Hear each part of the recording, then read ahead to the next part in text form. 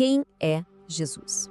Bom, essa é a grande pergunta que o Evangelho de João tenta responder. E hoje a gente vai mergulhar nos 10 primeiros capítulos para entender como essa resposta é construída, passo a passo. Olha, logo de cara, o texto já chega com uma surpresa. Em vez daquela história de manjedoura que a gente talvez conheça, aqui o começo é cósmico. Uma declaração super poderosa sobre uma figura chamada o Verbo. E esse conceito, o verbo, é a chave para entender tudo o que vem depois. Já estabelece desde a primeira linha que a identidade de Jesus é divina e existe desde sempre. Então, beleza, vamos ver como essa ideia vai se desenrolando na prática. Para a gente acompanhar essa revelação, vamos passar por 4 etapas. Primeiro, como o verbo chega. Depois, os sinais e as revelações que ele faz. Em seguida, as declarações diretas de quem ele é. E, por fim, o conflito que tudo isso gera entre luz e trevas. Então vamos lá, começando pela chegada do Verbo. Como é que essa figura divina é, digamos, introduzida no mundo? O texto começa com uma peça-chave, uma testemunha. Aí entra em cena João Batista. Mas olha, ele deixa bem claro qual é o papel dele. Ele não é o cara principal, ele não é a luz. A missão dele, como ele mesmo diz, é só apontar o caminho, dar testemunho da luz verdadeira que estava para chegar. E aqui vem o ponto alto do testemunho dele. Quando ele vê Jesus, ele solta a frase: "Eis o Cordeiro de Deus, que tira o pecado do mundo." Essa frase é super carregada de significado e é basicamente o gatilho que faz os primeiros discípulos virarem a chave e começarem a seguir Jesus.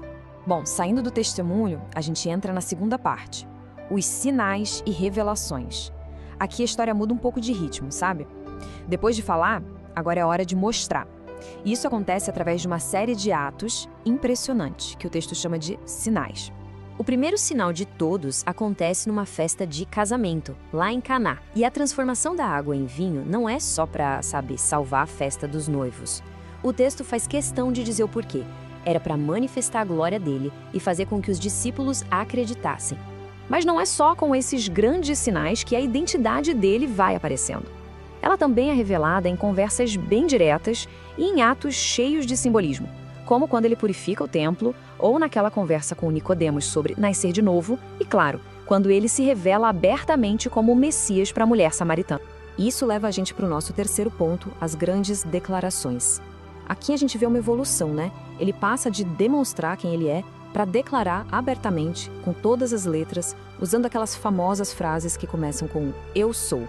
Por exemplo, depois de alimentar uma multidão de 5.000 pessoas com pouquíssima coisa, ele vira e diz: "Eu sou o pão da vida." A conexão é direta, né? Ele está se apresentando como o sustento real, o espiritual, que vai muito além do pão físico.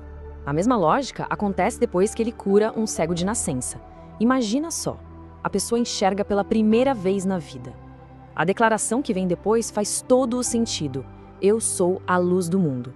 É ele se colocando como a resposta para a escuridão espiritual. E tem mais, ele também amarra a identidade dele com a ideia de liberdade. Ele diz que a palavra dele não é só um monte de ensinamentos, é o caminho para a verdade. E é essa verdade que, no fim das contas, liberta.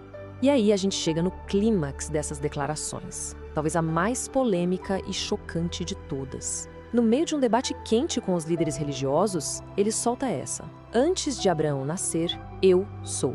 O ponto crucial aqui é esse "eu sou", sabe? É uma referência direta ao nome de Deus, sugerindo que ele existe desde antes de tudo.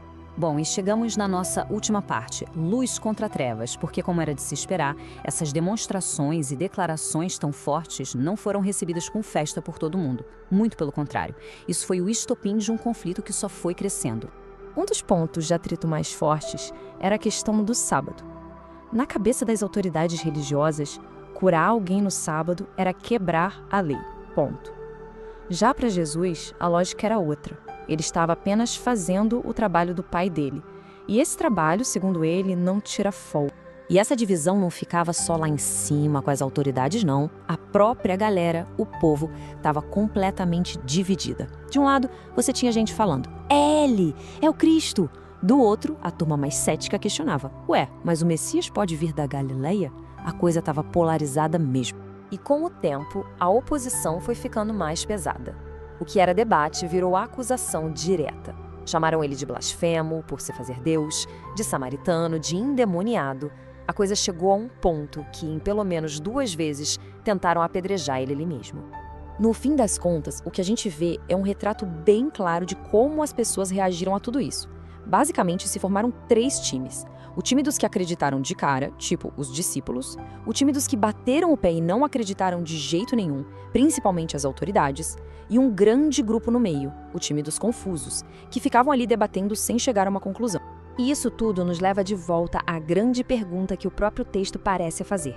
Se essa luz tão poderosa veio ao mundo, por que tanta gente preferiu continuar no escuro?